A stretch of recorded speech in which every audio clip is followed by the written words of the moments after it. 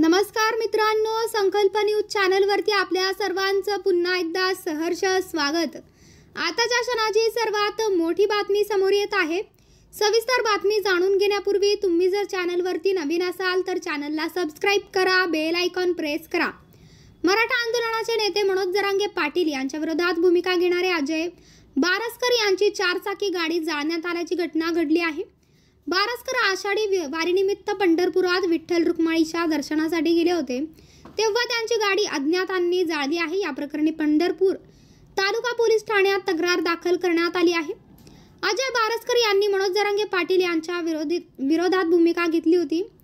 सुरुवातीला ते मनोज जरांगे पाटील यांच्या खांद्याला खांदा लावून उभे होते, पण काही गोष्टी संशयास्पद वाटल्याने मी वेगळी भूमिका घेतली असल्याचं बारसकर यांनी स्पष्ट केलं होतं। त्यांनी या संदर्भात पत्रकार परिषद घेतली होती। यावेळी त्यांनी जरांगे पाटील यांच्यावर गंभीर आरोप केले होते। मिळालेल्या माहितीनुसार अजय बारसकर आषाढी वारीनिमित्त पंढरपुरात गेले होते। यावेळी अज्ञातांनी त्यांची गाडी जाळली आहे। चारचाकी गाडी पूर्णपणे जळून खाक झाली आहे।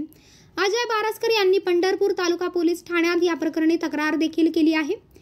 गाडी कोणी जाळली याबाबत काही समजू शकलेले नाही। पोलीस या संदर्भात अधिक तपास करत आहेत। रात्रीच्या सुमारास पंढरपूरमध्ये त्यांची गाडी एका ठिकाणी पार्क करण्यात आली होती। त्यावेळी कार पेटवून देण्यात आली। तेथील लोकांचे हे लक्षात येताच काही आग विझवण्याचा प्रयत्न केला, पण त्याचा काही फायदा झाला नाही। कार आगीमध्ये भस्मसात झाली। अजय बारसकर यांची या